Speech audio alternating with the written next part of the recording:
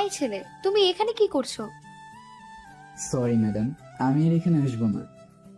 আমি কি তোমাকে বলেছি নাকি এখানে আসবে না? আমি জিজ্ঞেস করলাম তুমি এখানে কি করছো। এটা তো মহিলা হল, তুমি তো পুরুষ হলে থাকো। মহিলা হলে এসেছো কেন? আমি কি জানি? আমি তো নতুন এসেছি। আমাকে ওই ভাইয়ারা বলে দিয়েছে এখানে আসার জন্য। এখানে নাকি দাঁড়ালে স্যার ম্যাডামরা ভালো বলবে। মেয়েদের নিরাপত্তা নিয়ে প্রশ্ন আছে এখানে, সেই জন্য আমি এই নিরাপত্তা দেওয়ার জন্য এখানে দাঁড়িয়ে আছি। তুমি তো আসার পর থেকেই একটা না একটা ভুল কাজ করেই চলেছো। তুমি বুঝতে পারছো না এরা তোমাকে নিয়ে মজা করছে? এরপরও তুমি কেন তাদের কথায় সায় দিচ্ছ? তুমি আর এখানে কখনো আসবে না। ওরা তোমাকে নিয়ে মজা করছে, তুমি ওদের কথা শুনবে না। আচ্ছা ঠিক আছে ম্যাডাম, আপনি যেটা বলবেন সেটাই হবে। আমি আর ওনাদের কথা শুনবো না। তোমাকে কি সবাই এমনি এমনি পাগল বলে? আমি ম্যাডাম না, আমি তোমার ক্লাসমেট। তোমার সাথে একসাথে পড়ি, তুমি কি আমাকে ক্লাসে খেয়াল করোনি? সরি, আসলে আমি জানতাম না আপনি আমার সাথেই পড়েন। আমি ভাবছিলাম ওখানে আমাকে দাঁড়িয়ে থাকতে দেখে ম্যাডাম এসেছে। আচ্ছা ঠিক আছে, এখন এখান থেকে চলে যাও। আর আমার নাম ইভা, আমাকে ম্যাডাম বলে ডাকবে না। ঠিক আছে, তাহলে আমি এখন যাই। আপনি এখানে থাকেন। পরে আমাকে ওরা দেখলে আবার ডাক দিবে। ওদের কথা না শুনলে ওরা আমাকে মারবে। ওরা নাকি চাইলে আমাকে ভার্সিটি থেকে বের করে দিতে পারে। আমি অনেক স্বপ্ন নিয়ে ভার্সিটিতে ভর্তি হয়েছি। এরপর নিহান ওখান থেকে চলে আসলো। নিহান এই ভার্সিটিতে ভর্তি হয়েছে মাত্র 3 দিন হয়েছে। ইঞ্জিনিয়ারিং তার ছোটবেলা থেকে স্বপ্ন। তার বাবার বদলি হওয়ার কারণে এখানে এসেছে। তার বাবা একজন নামকরা ডাক্তার, সরকারি চাকরি করেন, সেই জন্যই বদলি হয়ে এখানে আসতে হয়েছে। সে আগে যে ভার্সিটিতে পড়তো সেই ভার্সিটিতে সব সময় ফার্স্ট হতো। এই ভার্সিটিতে আসার পর থেকে সবাই তাকে নিয়ে মজা করত, কারণ সে একটু বোকা বোকা স্বভাবের, কারো সাথেই তেমন একটা মিশতে চায় না। তার বাবা বারবার বলেছেন গাড়ির ব্যবস্থা করে দেবেন বাড়ি থেকে আসা যাওয়া করার জন্য, কিন্তু সে এটা চায় না। সে চায় ঠিকমতো পড়াশোনা করতে, সেই জন্য সিদ্ধান্ত নিয়েছে ভার্সিটির হলে থেকেই পড়াশোনা করবে। ছেলের কথা শুনে তার বাবা আর কোনো আপত্তি করেনি, তাকে ভার্সিটির হলে থেকে পড়াশোনা করার সুযোগ দিয়েছেন। তখন সে চলে গেল রুমে। তারা 3 বন্ধু থাকে, 3জনেই নতুন, তাই এই ভার্সিটি সম্পর্কে তার কোনো ধারণা নেই। সে বুঝতে পারেনি এটা মহিলা হল, কারণ এখানে কোনো জায়গায় মহিলা হল লেখাই নেই। ওদিকে ইভা নিজের রুমে গিয়ে হাসতে শুরু করছে ছেলেটার কর্মকাণ্ড দেখে। আসার পর থেকে সে দেখেই যাচ্ছে ছেলেটাকে নিয়ে সবাই মজা করছে। ছেলেটা দেখতে অনেক সুন্দর, কিন্তু তার চাল চলন দেখে মনে হয় এই মাত্র গ্রাম থেকে উঠে এসেছে। এরকম চলাফেরা করে, একদম খ্যাত টাইপের। ইভা পড়াশোনায় খুব ভালো নয়, তবে একদম ফেলে দেওয়ার মতোও নয়, তেমনটাও নয়, অনেকটা মোটামুটি একটা ভালো স্টুডেন্ট। পরের দিন ক্লাসে গেল। ক্লাসে যাবার পর সে তার বান্ধবীদের সাথে বসে আছে। তখন ফার্স্ট ক্লাসের ফার্স্ট হয় আরিয়ান, তার কাছে আসলো, এসে বলল, আমি তোমাকে ভালোবাসি অনেক দিন থেকে, তোমাকে কথাটা বলতে পারিনি, আজকে তোমাকে বললাম। তুমি প্লিজ আমাকে অ্যাকসেপ্ট করে নাও। এই কথা শোনার পর ইভা কি বলবে কিছুই বুঝতে পারছে না। ছেলেটার দিকে তাকায়, ছেলেটা অনেক মেধাবী, তো সমস্যা একটাই, ছেলেটা একটু গুন্ডা টাইপের। তার বাবা একজন রাজনীতিবিদ, সেই জন্য তার বাবার পাওয়ার নিয়ে সে সবসময় চলাফেরা করে। এই জন্যই ইভা তাকে একদম সহ্য করতে পারে না। সে তখন আরিয়ানের দিকে তাকিয়ে বলে, দেখো আরিয়ান, আমি এসব সম্পর্কে জড়াতে চাই না। আমি এখন পড়াশোনা করতে চাই। আমার বাবা মা আমাকে অনেক স্বপ্ন নিয়ে এখানে পড়তে পাঠিয়েছেন। আমি এসব ঝামেলায় জড়াতে চাই না। কে কি ঝামেলা করবে? তুমি আমার সাথে সম্পর্ক করলে কে ঝামেলা করবে নাম বলো, আমি তাকে একদম শেষ করে ফেলবো। আমি তোমাকে ভালোবাসি। এই কথা শোনার পর দেখবে তোমার সাথে কেউ লাগতে আসবে না, তুমি রাতারাতি এই ভার্সিটির কুইন হয়ে যাবে। আমার এত কিছু প্রয়োজন নেই, আমি যেভাবে আছি ভালো আছি। তাই তুমি এই কথা আমার সামনে আর কোনো দিনও বলবে না। আমি তোমাকে ভালোবাসি না। তুমি এই কথা কেন বুঝতে পারো না? আমি জানি তুমি অনেক দিন থেকে আমাকে ফলো করো। দেখোই বা, তুমি কিন্তু ভুল করছো। এই সুযোগ কিন্তু সবাই পায় না। আমাকে কত মেয়ে প্রপোজ করে, কিন্তু আমি কারো প্রপোজ অ্যাকসেপ্ট করিনি। কারণ আমি তোমাকে ভালোবাসি বলে, কিন্তু তুমি আমাকে ইগনোর করছো। তোমাকে অনেক মেয়ে ভালোবাসতে পারে, তোমাকে অনেক মেয়েরা ভালোবাসতে পারে, কিন্তু আমি তোমাকে ভালোবাসি না, কারণ তোমার স্বভাব আমার একদমই ভালো লাগে না। আমি নিজের যোগ্যতা এখানে এসেছি, কারো পা ধরে এখানে আসিনি। তুমি কি বলতে চাইছো আমি কারো পা ধরে এখানে এসেছি? একথা বলার সাহস তুমি কোথা থেকে পেলে? আমি কি একবারও সে কথা বলেছি? আমি আমার কথা বলেছি, তাই এসব ঝামেলা করো না তো। এখন ক্লাসের সময় হয়ে গেছে, একটু পরে স্যার চলে আসবেন। এমনি এমনি ঝামেলা করে সময় নষ্ট করো না, পড়াশোনায় মনোযোগ দাও। আরিয়ান তখন চলে গেল। তার অনেক লজ্জা লাগছিল। সে কোনোদিন কাউকে প্রপোজ করেনি, সবাই তাকে প্রপোজ করে, তবে সে কোনোদিন কারোর প্রপোজ একসেপ্টও করেনি। কিন্তু আজকে সে একজনকে প্রপোজ করলো, কিন্তু সে তাকে একসেপ্ট করলো না। এটা আরিয়ান মেনে নিতে পারছিল না। ক্লাস শেষ করে যখন আরিয়ান বাইরে গেল, তখন তার বন্ধু রিফাত বলে উঠল, দোস্ত এটা কি হলো? ইভা তোকে অ্যাকসেপ্ট করলো না। তুই জানিস ক্লাসের সবাই তোকে নিয়ে হাসাহাসি করছিল। তুই এ কথা আর বলবি না, আমার এমনিতেই রাগ মাথায় চড়ে বসে আছে। আরেকবার এই কথা বললে কিন্তু আমি যে কারো ক্ষতি করে ফেলতে পারি, তাই চুপচাপ কোনো কথা বলবি না। এর ফলাফল ইভাকে পেতেই হবে। এত বড় সাহস ওর কিভাবে হলো সেটা আমিও দেখে নেব। দোস্ত এরকম ঝামেলা করবি না। মেয়েদের মন এভাবে পাওয়া যায় না। মেয়েদের মন পেতে হলে একটু কষ্ট করতে হয়। তাই আমি যেটা বলছি সেটা শোন। এত তাড়াতাড়ি ভেঙে পড়লে চলবে না। ইভাকে তুই ইমপ্রেস করবি, কারণ ইভা ভার্সিটির সবচেয়ে সুন্দরী মেয়ে। তার একটু অহংকার থাকবে, এটা স্বাভাবিক। এই কথাটা তুই ঠিকই বলেছিস নিলয়। আমি একবার চেষ্টা করেই থেমে যাচ্ছি, আমাকে আরো চেষ্টা চালিয়ে যেতে হবে। তাই আমাকে আরেকবার চান্স নিতে হবে। প্রথমবারই ওর বিরুদ্ধে কিছু করতে গেলে পরে ঝামেলা হতে পারে। এমনিতেই আমাদের লাস্ট সেমিস্টার চলতেছে, যে করেই হোক এই সেমিস্টার ভালো করে সমাধান করতেই হবে। তিনজন কথা বলছে। ওদিকে ইভা ক্লাস শেষ করে বসে আছে গাছের নিচে। তার বান্ধবীদের সাথে একদম ভালো লাগছিল না তার।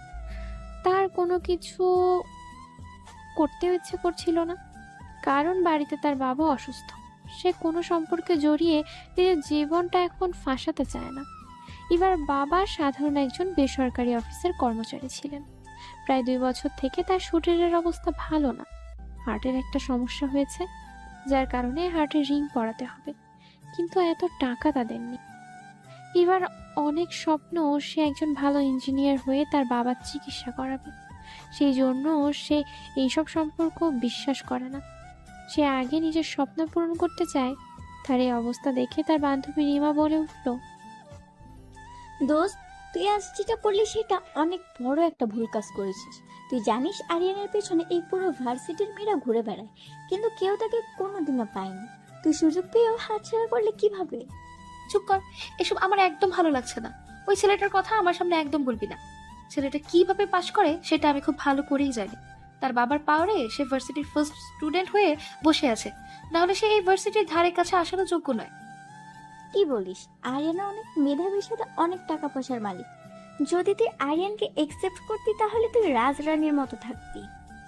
এই ভার্সিটির সবাই তোকে সম্মান করত, কিন্তু তুই এত বড় একটা সুযোগ কিভাবে মিস করলি?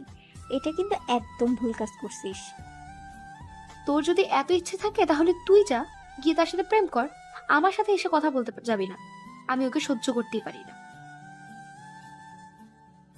ওদিকে তাদের এক্সাম চলে আসছিল। বেশি দিন বাকি নেই, প্রায় 1 সপ্তাহ বাকি আছে। এই সময়ে এসে নতুন ভার্সিটিতে মানিয়ে নেওয়াটা খুব কষ্টকর হয়ে গিয়েছিল নিহানের জন্য। কিন্তু সে খুব তাড়াতাড়ি সবকিছু মানিয়ে নিতে চাইছিল। কিন্তু এই ভার্সিটির সবাই তার সাথে তেমন পরিচয় নেই।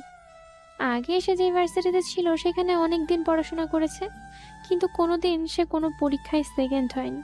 হঠাৎ করেই তার ভার্সিটি চেঞ্জ হওয়ার কারণে কেমন জানি মনে হচ্ছে তার কাছে। কিন্তু যে করেই হোক তাকে তার যোগ্যতার প্রমাণ দিতেই হবে। ফাইনাল এক্সামের আগে সর্বোচ্চ প্রস্তুতি নিতে হবে। এই পরীক্ষায় ভালো করতে হবে। এই পরীক্ষায় যদি ভালো কিছু করতে পারে তাহলে ভার্সিটির টিচাররা তাকে একটু টাইম দেবে। এখনও নতুন এসেছে, তাই তেমন কারো কাছেই পাত্তা পায় না। দেখতে দেখতে তাদের পরীক্ষার সময়ও এসে গেল। এখন পর্যন্ত সবকিছু ঠিকঠাকই চলছিল। মাঝে মাঝে নিহানকে নিয়ে সবাই অনেক মজা করত, কিন্তু নিহান পড়াশোনায় অনেক বেশি মনোযোগী। সে পড়াশোনা ছাড়া আর কোনো কিছু বুঝতে চাইছিল না। যখন পরীক্ষা শেষ হলো তখন নিহান নিজের বাসায় চলে গেল। বাসায় যাবার পর কয়েকদিন থেকে যখন ফিরে আসলো তখন রেজাল্টের দিন চলে আসলো। রেজাল্টের দিন কিছু অদ্ভুত ঘটনা তার সাথে ঘটলো, কারণ সে ভাবতেও পারেনি পুরো ভার্সিটির মধ্যে সে ফার্স্ট হয়ে যাবে। যখন রেজাল্ট দেখার জন্য আরিয়ান গেল তখন সে ভাবছিল সেই ফার্স্ট হবে, কিন্তু গিয়ে দেখতে পেল সেখানে নিহানের নাম। এটা দেখার পর তার মাথা তো পুরো নষ্ট হয়ে গেল। পুরো ভার্সিটি সবাই অবাক হয়ে গেছে, কারণ কোনোদিন আরিয়ান ছাড়া অন্য কারো নাম তারা দেখতেই পারেনি এই জায়গায়। আজ নতুন একটা ছেলে, তাও আবার মাত্র কয়েকদিন হয়েছে ভার্সিটিতে এসেছে, এর মধ্যেই নতুন জায়গা দখল করে নিয়েছে। এটা আরিয়ান মেনে নিতে পারছিল না। সবাই একে একে নিহানকে অভিনন্দন জানাচ্ছিল। ওদিকে নিহান বিশ্বাসই করতে পারছিল না নতুন একটা জায়গায় এত ভালো রেজাল্ট করে ফেলেছে। ইভাও অনেক খুশি হলো, এবার সে চতুর্থ হয়েছে।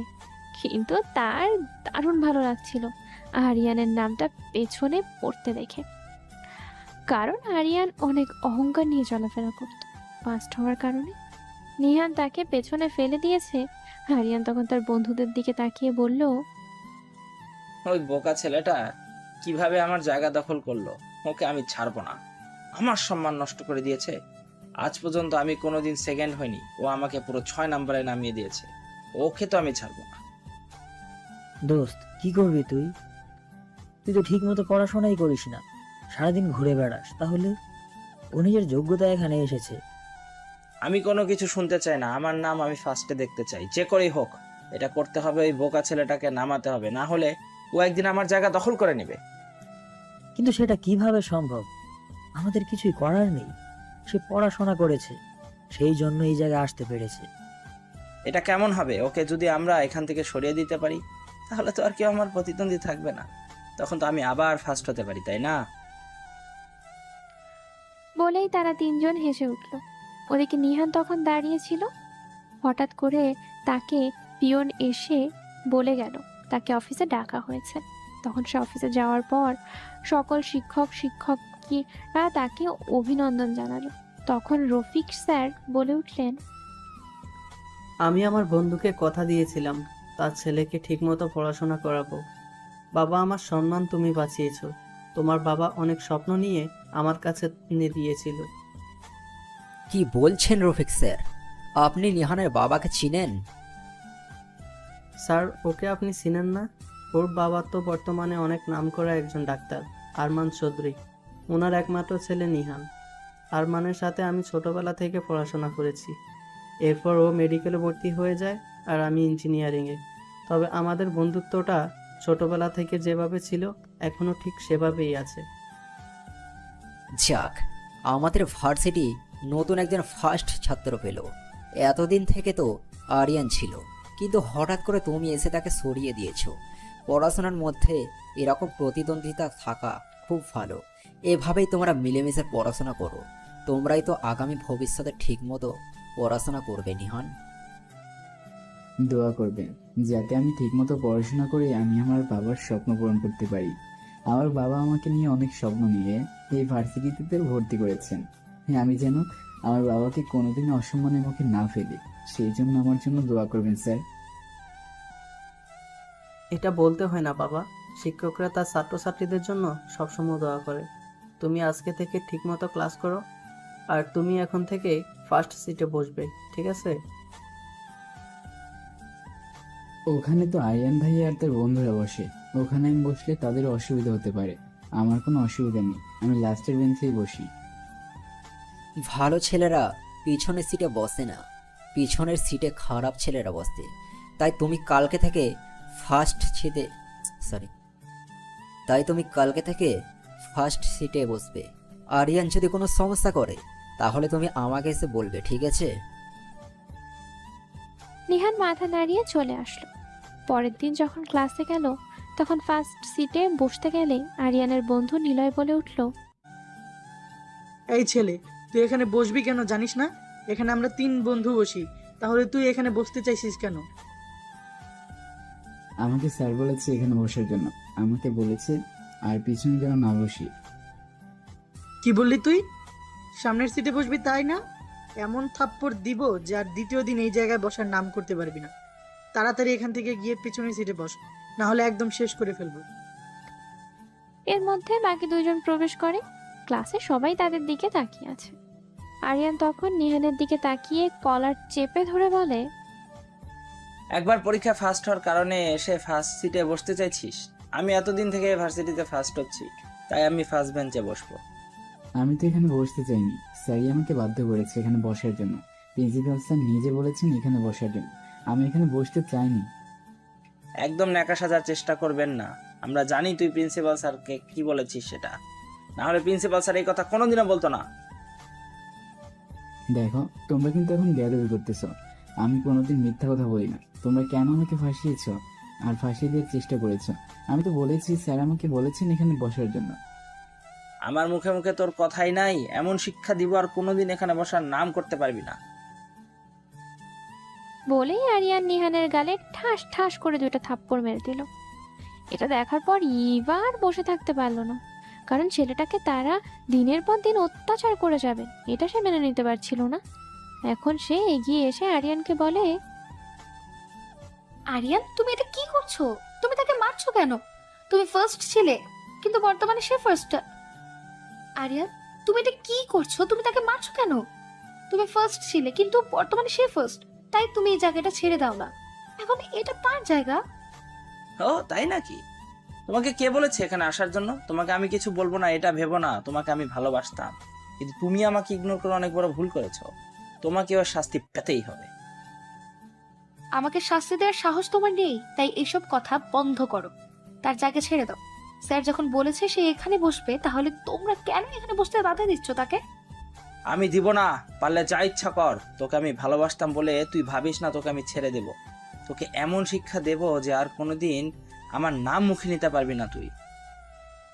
তুমি কি ভাবছো আরিয়ান? তোমার এরকম ধমকে আমি ভয় পাবো? আমি এতটা বোকা মেয়ে নই। ছেলেটাকে বোকা পেয়ে তোমরা যা ইচ্ছা তাই করে যাচ্ছ। এটা অন্য কেউ হলে কোনো দিনও মেনে নিত না। এর মধ্যে রফিক স্যার ক্লাসে প্রবেশ করেন। এটা দেখার পর তিনি অনেক অবাক হন, কারণ সব ছেলেমেয়েরা আরিয়ান এবং বাকিদের দিকে তাকিয়ে আছে। তখন তিনি জিজ্ঞেস করেন, কি ব্যাপার ইবা, এখানে কি হয়েছে? তোমরা সবাই এখানে একত্র দাঁড়িয়ে আছো কেন? কোনো সমস্যা হয়েছে? স্যার, আপনি বলেছেন নিহানকে এখানে বসার কথা, কিন্তু আরিয়ান কিছুতেই তো এখানে বসতে দিচ্ছে না, উল্টো তাকে মেরেছে। কি ব্যাপার আরিয়ান, ইবা যেটা বলেছে সেটা কি সত্যি নাকি? তুমি কিভাবে তার গায়ে হাত তুললে? তোমার সাহস কি করে হলো? স্যার, একবার ফার্স্ট হয়ে এখানে বসার অধিকার কিভাবে পেল? আমি এতদিন থেকে এই ভার্সিটিতে ফার্স্ট ছিলাম, তাই আমাকে এখান থেকে সরানোর অধিকার কে দিল তাকে? এটা প্রিন্সিপাল দিয়েছেন। আমিও তাকে এই জায়গায় বসার কথা বলেছি, কিন্তু তোমার সাহস কি করে হলো তুমি তার গায়ে হাত তুলেছ? সে বোকা বলে তুমি তার গায়ে হাত তুলে ফেললে? এত বড় সাহস তোমার? স্যার, আমার কথা বোঝার চেষ্টা করুন। আরিয়ান, আমি তোমার আর কোনো কথা শুনতে চাই না। তুমি তাড়াতাড়ি এখান থেকে পিছনের সিটে গিয়ে বসো। নিলয় আর রিপাত, কালকে থেকে তোমরা আরিয়ানের সাথে বসবে না। তোমরা কেন আগে বসবে? এই ভার্সিটির মধ্যে যদি কোনো বাজে স্টুডেন্ট থেকে থাকে তাহলে তোমরা দুজন। আমার বন্ধুরা আমি যেখানে থাকবো সেখানে থাকবে। তাদেরকে সরিয়ে দেওয়ার চেষ্টা করছেন জানেন? আমি যদি একবার আব্বুকে বলি তাহলে আপনার চাকরি চলে যেতে পারে। তুমি আমাকে চাকরির ভয় দেখাচ্ছ? আমি কি তোমার বাবার কারণে এখানে চাকরি পেয়েছি নাকি? আমি নিজের যোগ্যতা এখানে চাকরি পেয়েছি, তাই এরকম কথা আর কোনোদিন বললে তোমাকে আমি ভার্সিটি থেকে বের করে দেওয়ার ব্যবস্থা করব। আরিয়ান আর কোনো কথা বলল না, কারণ সে বুঝতে পেরেছে তার উপরে সবাই খেপে গেছে, কিন্তু সেটা মেনে নিতে পারছিল না। তার মাথায় প্রচণ্ড গরম হয়ে গেছে, কিন্তু এখন যা কিছুই হয়ে যাক তাকে সহ্য করতে হবে। এদের সবার উপর থেকে সে প্রতিশোধ নেবে, ঠিক করে ফেলেছে। সে আর কোনো কথা না বলে পেছনের সিটে গিয়ে বসে পড়ে। ওদিকে নিহান কিছুতেই খুশি হতে পারছিল না। সে চাইছিল না আগের সিটে বসতে, কারণ তারা এতদিন থেকে এই জায়গায় বসে তাদের একটা অধিকার আছে এখানে। তাদের অধিকার সে নষ্ট করতে চায় না, কিন্তু স্যারের অর্ডার, তাই অমান্যও করতে পারছে না। তাই সে কোনো কথা না বলে সামনের সিটে বসে পড়ল। ক্লাস শেষ করে এসে নিহান ক্যাম্পাসের একটা গাছের নিচে বসে আছে।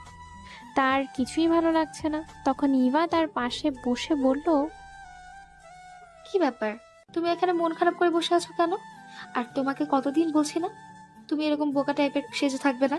তুমি বোকা বলে সবাই তোমার উপর সুযোগ নিতে চায়। আজকে তোমাকে আয়রন থাপ্পড় মেরে দিল, তুমি চাইলে উল্টো থেকে মারতে পারতে। দেখেন, আমি কারোর সাথে ঝামেলা করতে চাই না। আমি এখানে পড়াশোনা করার জন্য এসেছি, তাই পড়াশোনা করতে চাই। আমাকে মেরেছে বলে যে আমি তাকে মারবো, তাহলে আমার সাথে আর তার মধ্যে পার্থক্য কি হয়ে থাকলো?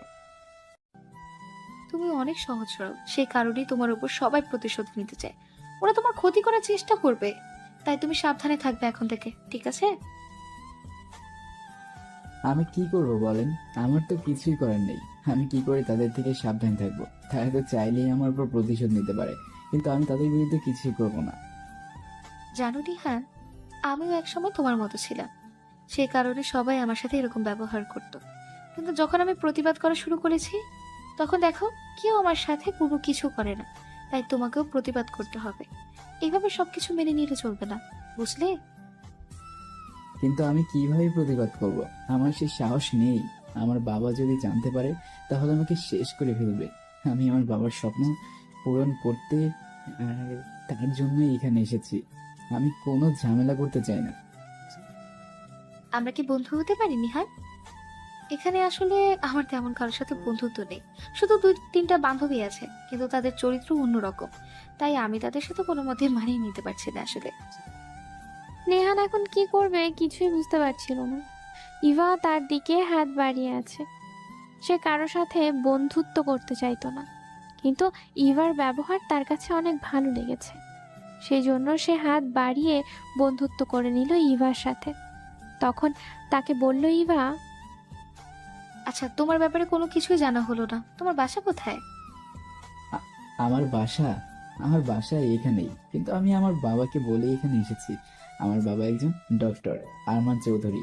ওনার অনেক নাম ডাক, সেই জন্য আমি ভার্সিটিতে হলে থেকে পড়াশোনা করতে চাই। কারণ সবাই বলবে বাবার পাওয়ারে পড়াশোনা করতেছি। তাই আমি এই কথাটা না শোনার জন্য এখানে এসেছি। কি বলছো? আমি ভাবতাম তুমি গ্রাম থেকে এসেছো, সেই জন্য কোনো কিছু বুঝতে পারছো না। তুমি তো গ্রামে ছিলে না, তাহলে তুমি এরকম করছো কেন? আর তোমার পোশাক আশাকের অবস্থা এরকম কেন? আসলে আমিও ভালো পোশাক পরতে পারি, কিন্তু আমি ভার্সিটিকে কোনো স্মার্টনেস দেখানোর জায়গা মনে করি না। সেই জন্য এরকম পোশাক পরি না। আমি চাইলেও পরতে পারতাম, এসব সামান্য আমার কাছে, কিন্তু আমি সেটাকে একদম অপছন্দ করি। আর আমরা যে কথায় কথায় গ্রামের লোকদের অপমান করি, আপনি কি জানেন গ্রামের মানুষরা এখন কত স্মার্ট হয়ে গেছে? তাদের জীবনযাপন কত উন্নত হয়েছে। সেটা জানি, কিন্তু আমরা আগে থেকে এটা বলে আসছি, সেজন্য এরকম হয়ে গেছে। আর তুমি আমাকে এখনো আপনি করে বলছো কেন? তুমি করে বলবে আজ থেকে। আচ্ছা ঠিক আছে, আমার ব্যাপারে না হয় জানবে, কিন্তু তোমার ব্যাপারে কিছু বলবে না? আমার ব্যাপারে আর কি করব? আমাকে যেরকম দেখছো সেরকমই আসলে আমি, বুঝলে? আমার নিজের স্বপ্নকে পূরণ করার জন্য এখানে এসেছি। আমার পরিবারে উপার্জন করার মতো কেউ নেই। আমি 2টা টিউশনি করি, সেটা দিয়ে যা পারি বাড়িতে পাঠাই। আর ভার্সিটিতে আমার কথা বলা আছে, এখানকার কর্তৃপক্ষ আমাকে ফ্রিতে পড়াশোনা করার সুযোগ দিয়েছে। আসলে আমার পরিবারের অবস্থা খুবই খারাপ। আমার বাবা একজন বেসরকারি কর্মকর্তা ছিলেন। উনি অনেক দিন থেকে অসুস্থ, হার্টে রিং পরানো লাগবে, সেই জন্য টাকার ব্যবস্থা করতে হবে। কিন্তু কিছুতেই টাকা ম্যানেজ করতে পারছিলাম না। অনেক টাকা প্রয়োজন অপারেশনের জন্য। আমার স্বপ্ন, আমি এবার যদি ইঞ্জিনিয়ারিংটা শেষ করতে পারি, তাহলে একটা চাকরি পেলেই বাবার অপারেশনটা সবার আগে করাতে চাই। সেজন্য আমি এত কষ্ট করে পড়াশোনা করছি। কি বলো? তোমাকে দেখে তো একদমই এরকম মনে হয় না। তোমাকে দেখলে অনেক হাসি খুশি মনে হয়। আমি ভাবতেও পারিনি তোমার মনে এত কষ্ট। ওদিকে আরিয়ান এবং তার বন্ধুরা এই অবস্থা দেখে মেনে নিতে পারছিল না। তারা তাকিয়েছিল তাদের দুজনের দিকে। তারা দুজন যে কথা বলছে এটা তারা মেনে নিতে পারছিল না। সেই জন্য তারা প্ল্যান সাজাতে শুরু করে কিভাবে তাদেরকে শেষ করে দেওয়া যায়। ওদিকে তারা দুজন অনেকক্ষণ কথা বলে একজন আরেকজনের নাম্বার নিয়ে চলে যায়। তবে নিহান চিন্তা করতে শুরু করেছে, যে করেই হোক ইভার দুঃখ দূর করতে হবে। যেহেতু তার সাথে বন্ধুত্ব করেছে, তাই তার একটা দায়িত্ব তো আছে তার বন্ধুর প্রতি। এই কষ্টটা তার দূর করতেই হবে। সে কিভাবে ইভার কষ্ট দূর করবে? তখন নিহান তাড়াতাড়ি তার বাবার কাছে কল করে। তার বাবা ফোন দেখেই অবাক হয়ে যায়, কারণ এই সময় নিহান কোনোদিনও তাকে কল করে না। তার বাবা ফোন ধরে বলেন, কি ব্যাপার বাবা, কোনো সমস্যা হয়েছে? এ সময় কল করলে কেন? আব্বু, আমি তোমাকে একটা কথা বলার জন্য ফোন করেছি। কথাটা না বলে ঘুমাতে পারছিলাম না, সেই জন্য কথাটা বলার জন্য ফোন করেছি। কি কথা আব্বু, বলো। আসলে বাবা, আমার একজন বান্ধবী আছে, তার বাবা অনেক অসুস্থ, তার অনেক গরিব, ঠিকমতো পড়াশোনা করতে পারছে না সে। তার বাবার চিকিৎসা প্রয়োজন, আর্জেন্ট, কিন্তু অনেকদিন যাবত অসুস্থ থাকার পরে অপারেশন করতে পারছে না। আমি চাইছিলাম তার অপারেশনটা তুমি ফ্রিতে করে দাও। ও, এই ব্যাপার। আমার ছেলে আমার কাছে একটা জিনিস চেয়েছে, সেটা আমি দিব না? এটা হতে পারে? তুমি কালই তাকে নিয়ে চলে আসো আমার হাসপাতালে, আমি তার সব চিকিৎসা করে দিব, তুমি কোনো চিন্তা করো না। আচ্ছা ঠিক আছে বাবা, আমি তোমাকে আমার রেজাল্টের ব্যাপারে কিছু জানাইনি। তোমাকে জানতে হবে না, তোমার স্যার ফোন করেছিল, সব কিছু আমাকে বলেছে। আমি তোমাকে নিয়ে গর্বিত। আমার ছেলে কোনোদিন আমার সম্মান নষ্ট করবে না, সেটা আমি খুব ভালো করেই জানি। তুমি কালকে সকাল সকাল তাকে নিয়ে চলে আসবে। ওকে বাবা, এখন রাখি। নিহান তখন ফোন রেখে নিশ্চিন্ত মনে ঘুমিয়ে পড়ে। পরের দিন সকালে যখন ভার্সিটিতে যায় তখন ইভা দেখতে এই নিহান পেছন দিক থেকে ডাকে। পেছনে ফিরে বলে, কি ব্যাপার নিহান, এখন ডাকছো কেন? ক্লাসে গেলেই তো দেখা হতো। আসলে তোমার সাথে আমার কিছু কথা ছিল, তুমি একটু আমার সাথে একটা জায়গায় যেতে পারবে? কোথায় যেতে চাও আর কি কথা? এখানে বলতে কোনো সমস্যা হবে? আসলে আমি তোমার বাবাকে দেখতে চাই, প্লিজ তোমার বাসায় আমাকে নিয়ে যাবে? ইভা বেশ অবাক হলো। হঠাৎ নিহান কেন এই কথাটা বলছে, কিছুই বুঝতে পারছে না ইভা। তখন সে বলল, তুমি আমার বাবাকে দেখতে যেতে চাইছো হঠাৎ করে? আচ্ছা চলো, পরে সব কথা বলার আগে তোমার বাবার সাথে আমার দেখা করাও। আচ্ছা ঠিক আছে, চলো। এরপর তারা বাইরে চলে আসে। একটু পরে একটা গাড়ি আসে। ইভা অবাক হয়ে যায়, হঠাৎ গাড়ি কোথা থেকে আসলো। নিহান তখন ইভাকে নিয়ে গাড়িতে ওঠে। প্রায় 3 ঘন্টা পর তারা এসে ইভাদের বাসায় পৌঁছয়। বাসায় পৌঁছানোর পর ভেতরে প্রবেশ করতেই ইভার মা দৌড়ে এসে ইভাকে জড়িয়ে ধরে বলে,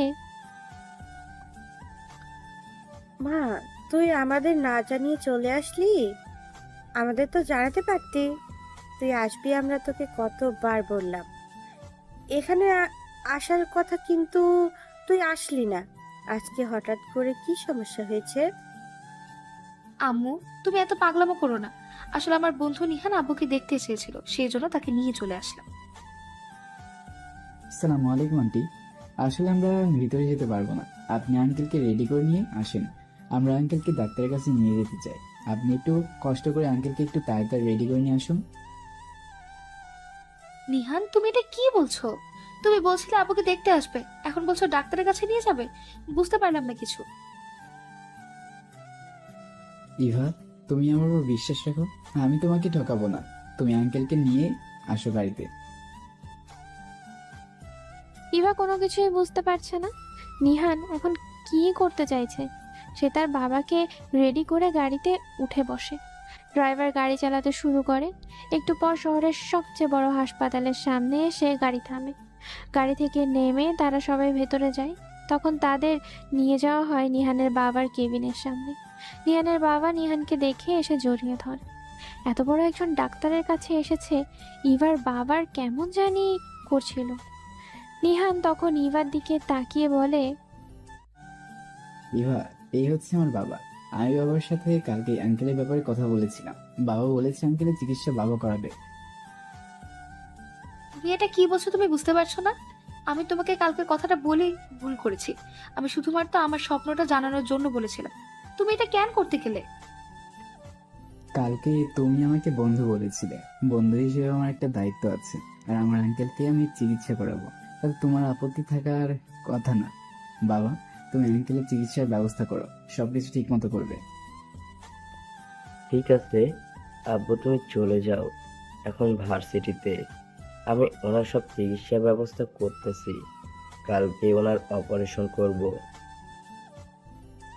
আচ্ছা আব্বু, আমি এখন চলে যাচ্ছি। তুমি কালকে এই অপারেশন শেষ হওয়ার পর আমাদেরকে জানাবো, আমরা এখন এসে দেখে যাব। তখন ইভার বাবা নিহানের দিকে তাকিয়ে অবাক হয়ে বলেন, বাবা, তুমি কি বলছো? কালকে অপারেশন হবে মানে? এটা তো কয়েক লক্ষ টাকার ব্যাপার। এত টাকা আমরা কিভাবে ব্যবস্থা করব কালকের ভেতরে? আরে ভাই সাহেব, আপনি এই টাকার কথা কেন চিন্তা করছেন? আমি আপনার ভাইয়ের মতো। আমি আপনার চিকিৎসা করব। আমার ছেলে বলেছে আপনার চিকিৎসা করার জন্য। আপনি এত কথা চিন্তা করছেন কেন?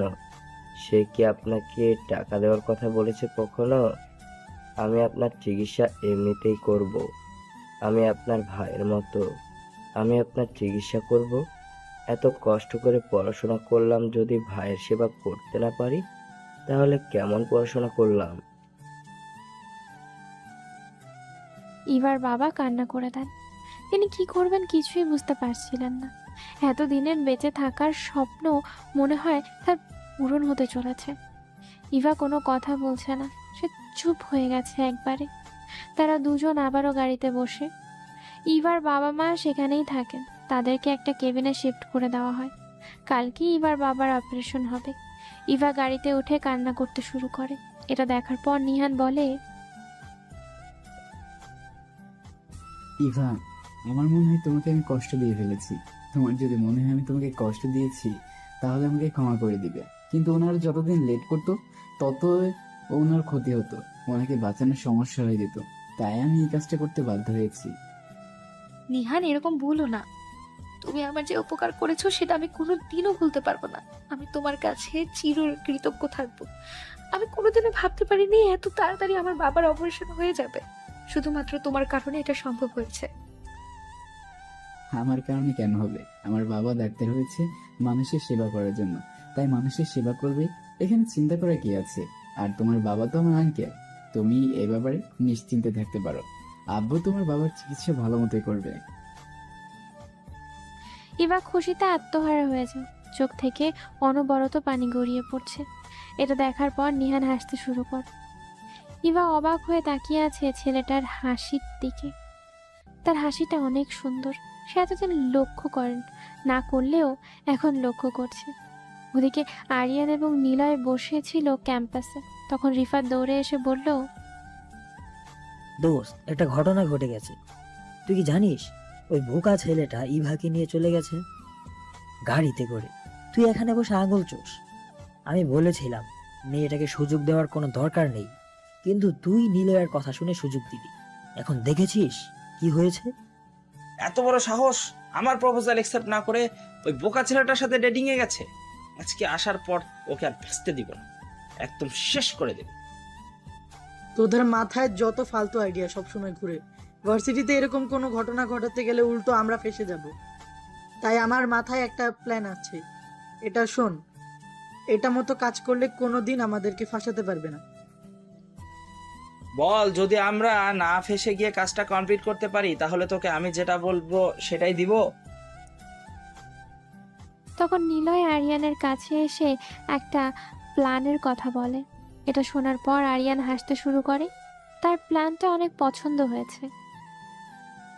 আরিয়ান হাসতে হাসতে বলে, তাহলে কথা মতো প্রথমে আমাদের কয়েকদিন অভিনয় চালিয়ে যেতে হবে। এরপর আসল সময় আসলে ওদেরকে এমন প্যাচের মধ্যে ফেলবো যে ওই ইভা নিজে এসে আমার কাছে ধরা দিবে। দোস্ত, আমার মনে হচ্ছে এই প্ল্যানটা কাজ করবে। তুই এই প্ল্যানটা চালিয়ে যা। নিশ্চিত এটা করলে আমরা ওদের দুজনকে আমাদের হাতে নিয়ে আসতে পারবো। তাহলে তো এটা আমাদের পরবর্তী কাজ। আর তো মাত্র কয়েক মাস বাকি। এমন শিক্ষা দিব আর কোনোদিন এরকম কোনো কাজ করবে না, সমাজে মুখ দেখাতে পারবে না, ওর সম্মান সবকিছু শেষ করে দিব। বলেই তারা হাসতে শুরু করে। তারা অনেক জঘন্য একটা প্ল্যান সাজিয়েছে। এই প্ল্যান মতো কাজ করলে তারা ইভার জীবন ধ্বংস করে দেবে। ওদিকে নিহান ইভাকে নিয়ে একটা রেস্টুরেন্টে যায়।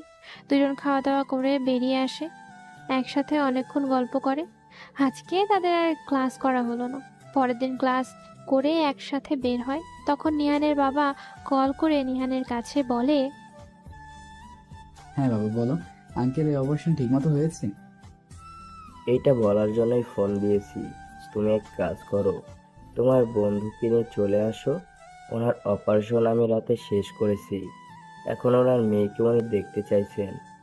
আচ্ছা ঠিক আছে আব্বু, তুমি কোনো চিন্তা করো না, আমি কিছুক্ষণের মধ্যেই ওকে নিয়ে চলে আসছি। ইভা এতক্ষণ অনেক চিন্তার মধ্যে ছিল। যখন এই কথাটা শোনে তখন তার চোখ দিয়ে অনবরত জল গড়িয়ে পড়তে শুরু করে।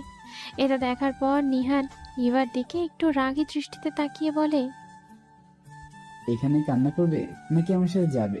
আঙ্কেলের জ্ঞান ফিরেছে, তোমাকে দেখতে চাইছেন, তাই এখন আমাদেরকে তাড়াতাড়ি যেতে হবে। এরপর তারা দুজন চলে যায়। আবার সেই 2 ঘন্টার রাস্তা পাড়ি দিতে হয়। হাসপাতালে গিয়ে নিহান তো পুরো অবাক। তার মা দাঁড়িয়ে আছেন। সে তার মাকে গিয়ে জড়িয়ে ধরে। ইভাও নিহানের মায়ের সাথে দেখা করে নিজের বাবার কাছে চলে যায়, গিয়ে কান্না করতে শুরু করে। তার বাবা তার দিকে তাকিয়ে বলেন, কি ব্যাপার মা, কান্না করছিস কেন? তোর তো স্বপ্ন ছিল আমাকে সুস্থ করবি। দেখ আমি সুস্থ আছি, তুই আর কান্না করবি না। বাবা, আমি কথা বলতে পারছি না, আমার কেমন যেন করছে। আমার কাছে এসব কিছু স্বপ্নের মতো লাগছে। আমার বাবা আবার সুস্থ হয়ে যাবে, এটা আমি শুধু স্বপ্ন দেখতাম, এটা যে বাস্তব হয়ে যাবে ভাবতে পারিনি। আল্লাহ আমাদের জন্য ব্যবস্থা করে দিয়েছে ছেলেটাকে। ছেলেটা অনেক ভালো, তার সাথে কোনোদিন খারাপ ব্যবহার করবি না। কে বলেছে আঙ্কেল আমার কারণে সবকিছু হয়েছে? আমার বাবা তো মানুষের সেবা করার জন্য এই চাকরিটা নিয়েছে। যদি মানুষের সেবা করতে নাই পারলো তাহলে কেন চাকরিটা নিল? হ্যাঁ ভাই সাহেব, আমার ছেলে একদম ঠিক কথা বলেছে। আপনি প্লিজ আর কোনোদিন এরকম কথা বলবেন না যে আমাদের কারণে সবকিছু আছে। জন্ম মৃত্যু সব আল্লাহর হাতে, তাই আল্লাহ যেটা চান সেটাই হয়। আপনার হয়তো সুস্থ হওয়ার লেখা ছিল, সেজন্যই আমাদের কাছে এনে দিয়েছে। আঙ্কেল, আমি আপনাকে কি বলে যে ধন্যবাদ দেব ভাষা খুঁজে পাচ্ছি না। আপনি আমার স্বপ্ন পূরণ করে দিয়েছেন, আমাদের জীবনে আপনি পাল্টে দিয়েছেন। এই মেয়ে, তোমাকে কতবার বললাম তুমি এসব কথা কান্না করে বলবে না। আমার এসব কথা একদম সহ্য হয় না। তোমার মেয়ের মতো আমার কোনো মেয়ে নেই, আমার একটাই ছেলে, তাই তুমি আজকে থেকে আমার মেয়ের মতো। আর এরকম কথা কোনোদিন বলবে না। ইভা এখনো সবকিছু মেনে নিতে পারছে না। তার কাছে কেমন জানি মনে হচ্ছে সবকিছু। এরপরে অনেকক্ষণ সেখানে বসে থাকে তার বাবার পাশে। যখন আসতে যাবে তখন নিহানের মা তাকে আলাদা করে ডেকে নিয়ে যায়। ইভা তখন বেশ চিন্তায় পড়ে যায় নিহানের মা তার সাথে কি কথা বলবেন। তখন তিনি বেশ চিন্তিতভাবে বলেন, আমার ছেলেটা একটু বোকা টাইপের, মা তুমি ওকে একটু ম্যানেজ করে নিও। আমি জানি না ও ভার্সিটিতে কেমন থাকে, আমার অনেক চিন্তা হয় ওকে নিয়ে। তুমি একটু দেখো আমার ছেলেটা যেন ভালো মতো খাওয়া দাওয়া করে। তোমাকে সবকিছুর একটু খেয়াল রাখতে হবে। আমি জানি আমাদের কথা না শুনলেও ও তোমার কথা শুনবে, তাই তুমি ওকে একটু বোঝানোর চেষ্টা করবে। আন্টি, আপনি কোনো চিন্তা করবেন না, আমি ওর খেয়াল রাখবো। আপনি নিশ্চিন্তে থাকতে পারেন। নিশ্চিন্ত থাকার কথা বললে কি নিশ্চিন্ত থাকা যায় রে মা? ছেলেটাকে দূরে রেখে আমি ঠিকমতো খেতে পারি না। সব সময় তার কথা চিন্তা হচ্ছে, কখন কি খাচ্ছে না খাচ্ছে, এটা নিয়ে অনেক চিন্তা হয়। ছেলেটা আমার একটু বোকা, কিন্তু আমি নিশ্চিতভাবে বলতে পারি আমার ছেলে কোনোদিন কারোর সাথে বেইমানি করেনি, আর কোনোদিন করবেও না। এই ব্যাপারে আপনি নিশ্চিন্ত থাকতে পারেন আন্টি। আমি যতদিন আছি আপনার ছেলের কোনো ক্ষতি হবে না। আমি পাশে থাকাকালীন আপনার ছেলের ওপর কোনো দিন কেউ হাত তুলতে পারবে না। এই ব্যাপারে আপনি একদম নিশ্চিন্তে থাকতে পারেন। আচ্ছা ঠিক আছে মা, তোমার কথা শুনে আমি একটু নিশ্চিন্ত হলাম। আমি সবার সামনে কথা বলতে পারছি না, সবাই কি না কি মনে করবে, তাই একটু আড়ালে ডেকে কথা বললাম। আর নিহান এসব একদম পছন্দ করে না, তাই তোমাকে আড়ালে দেখে কথাটা বলতে বাধ্য হলাম। আচ্ছা ঠিক আছে আন্টি, তাহলে আমি এখন আসি, আমাদের তো পড়াশোনা আছে। এরপর তারা দুজন চলে আসে। তাদের বন্ধুত্ব ভালোই চলছিল। দুজনের মধ্যে এখন অনেক ভালো সম্পর্ক হয়ে গেছে। দেখতে দেখতে তাদের পরীক্ষার সময়ও এসে গেল। এই কয়েকদিনে দুজন দুজনের প্রতি প্রচণ্ডভাবে আসক্ত হয়ে পড়েছে। একদিন কথা না বললে দুজনের ভালো থাকা সম্ভব হয় না। ওদিকে ইভার বাবাও সুস্থ হয়ে উঠেছেন, তিনি আবার চাকরিতে যোগদান করেছেন। ইভা কতটা খুশি সেটা সে বলে বোঝাতে পারবে না। ভার্সিটির মধ্যে সব সময় আরিয়ানের বাধা দেওয়ার চেষ্টা করেছে সে। আরিয়ান বারবার তাদের অপমান করার চেষ্টা করেছে, কিন্তু কোনো সময় সফল হতে পারেনি, কারণ ইভা সবকিছু সামলে নিয়েছে আগে থেকেই। আরিয়ান বারবার ব্যর্থ হওয়ার পরেও মনে মনে হাসছে, কারণ তার আসল প্ল্যান এখনো বাকি। আসল প্ল্যান সে একটু পরে কাজে লাগাবে, তখন বুঝতে পারবে আরিয়ান কতটা জঘন্য প্ল্যান করেছে তাদের বিরুদ্ধে। নিহান ক্যাম্পাসে বসেছিল, তখন হঠাৎ করে তার পাশে তাদের ক্লাসের রিয়া নামের একটা মেয়ে বসে বলে, নিহান, তোমার সাথে আমার কিছু কথা আছে। আমি তোমাকে ভালোবাসি নিহান। দেখেন, এসব সম্পর্কে আমি জড়াতে চাই না, প্লিজ এরকম কোনো কথা বলবেন না, আমার এসব একদম ভালো লাগে না। এরকম করে কথা বলছো কেন নিহান? আমি জানি তোমার সাথে ইভানের কোনো কোনো সম্পর্ক নেই। তোমরা দুজন শুধুমাত্র ভালো বন্ধু। তো আমাকে মেনে নিতে তোমার সমস্যা কোথায়? আমার টাকা পয়সা আছে, আমি কি দেখতে কি কম সুন্দর? এখানে আমি এসব কোনো চিন্তা করি না, আমি এখানে পড়াশোনা করার জন্য এসেছি। কয়েকদিন পর আমাদের পরীক্ষা, তাই পড়াশোনায় মনোযোগ দেন। ইভা তখন ক্যাম্পাসে প্রবেশ করছিল। এরকম দৃশ্য দেখে সে কেন জানি মেনে নিতে পারছে না। নিহানকে অন্য একটা মেয়ের সাথে কথা বলতে দেখে তার কেন জানি খারাপ লাগছিল, কিন্তু তার কেন খারাপ লাগছিল এটা সে নিজেও জানে না। কেন জানি তার মনে হচ্ছিল নিহানের পাশে অন্য কোনো মেয়ে কোনোদিন আসতেই পারবে না। সে চুপচাপ দাঁড়িয়েছিল, কিন্তু বেশিক্ষণ দাঁড়াতে পারল না, তাদের কাছে চলে গেল, কারণ তারা কি কথা বলছে সেটা তাকে জানতে হবে। তখন মেয়েটা বলল, দেখো নিহান, আমি তোমাকে সত্যি ভালোবাসি। তুমি ভাবতে পারো আমি তোমার সাথে মজা করছি, কিন্তু আমি সত্যি বলছি আমি তোমাকে ভালোবাসি। আর তোমার সাথে যেহেতু কারো সম্পর্ক নেই, আমি অপেক্ষা করতে রাজি। তুমি যতদিন বলবে আমি ততদিন অপেক্ষা করব, আমার কোনো আপত্তি নেই। দেখেন, আপনি প্লিজ এরকম ঝামেলা করবেন না, আমি আপনাকে ভালোবাসতে পারবো না, এটা সম্ভব না। আপনি কেন আমার জীবনে এসে আমার জীবনটা ধ্বংস করার প্ল্যান করছেন? এটা আমি একদমই চাই না, তাই প্লিজ এরকম কথা আর কোনোদিন আমার সামনে বলবেন না। নেহান, এবার কিন্তু বাড়াবাড়ি হয়ে যাচ্ছে। আমি কিন্তু এরকম মেয়ে না। আমি কোনোদিন কাউকে প্রপোজ করিনি, শুধুমাত্র তোমাকে প্রপোজ করেছি। আমার বাবার টাকা পয়সার কোনো অভাব নেই, আমি তার একমাত্র মেয়ে। যদি তুমি আমাকে বিয়ে করো তাহলে তুমি সব সম্পত্তি একা পেয়ে যাবে। আপনি কি আমাকে সম্পত্তির লোভ দেখাচ্ছেন? যদি ভেবে থাকেন আমি একদম রাস্তার ছেলে, তাহলে সেটা ভুল করছেন। আমি আপনাদের সামনে বোকা সেজে থাকি বলেই যে আমি আর কিছুই নেই এরকম কিছু মনে করবেন না। টাকার লোভে অন্তত আমি কোনোদিন পড়বো না, এই ব্যাপারে নিশ্চিত থাকতে পারেন। নেহান, তোমাকে আমি শেষবারের মতো বলছি, তুমি আমাকে ভালোবাসবে কিনা? এই মেয়ে, তোমাকে যখন সে বারবার বলছে সে তোমাকে ভালোবাসে না, এরপরও তাকে কেন ডিস্টার্ব করছো? তুমি এত নির্লজ্জ কেন? মেয়েরা তো এত নির্লজ্জ হয় না। তুই কেন কথা বলতে আসছিস আমাদের মাঝে? আমি তাকে ভালোবাসার কথা বলেছি। তোর সাথে তার কোনো সম্পর্ক নেই, শুধুমাত্র বন্ধুর সম্পর্ক। তাহলে তুই কেন তার ব্যাপারে কথা বলছিস? এটা ওর সিদ্ধান্ত, ও আমাকে জানাবে। নিহান তখন ভীষণ রেগে যায়। সে মেয়েটার দিকে তাকিয়ে রাগী কণ্ঠে বলে, এই মেয়ে, তোমার সাথে এতক্ষণ ধরে ভালো কথা বলছিলাম, তোমার ভালো কথা মেয়ে না, সে আমার বন্ধু, সে আমার ব্যাপারে কথা বলতেই পারে, কিন্তু তুমি কেন তাকে এরকম কথা বলছো? তোমার ব্যবহার ঠিক করো। আমার ব্যবহার ঠিক করব মানে? নেহান, তুমি এটা কিভাবে বলতে পারলে? যদি তুমি আমার না হও তাহলে কারোর হতে পারবে না, এটা মনে রাখবে। দেখো, তোমাকে এখনো ভালোভাবেই বলছি, আমার সামনে থেকে চলে যাও, না হলে স্যারের কাছে বিচার দিতে বাধ্য হবো তোমার ব্যাপারে। রিয়া রাগ করে চলে গেল। এদিকে ইভা বিশ্বজয়ের আনন্দ হচ্ছে তার কেন আনন্দ হচ্ছে সেটা নিজেও জানে না। সে নিহানকে কিছু বলতে চায় কিন্তু বলতে পারছে না। যে করেই হোক নিহানকে বিষয়টা জানাতে হবে। নিহানের প্রতি তার কিছু একটা অনুভূতি কাজ করছে, কিন্তু সেটা সে নিজেও বুঝতে পারছে না। নিজে শিওর না হলে কিভাবে জানাবে? এর মধ্যে তাদের পরীক্ষাও এগিয়ে আসতে শুরু করলো। নিহান পরীক্ষা নিয়ে অনেক বেশি সিরিয়াস।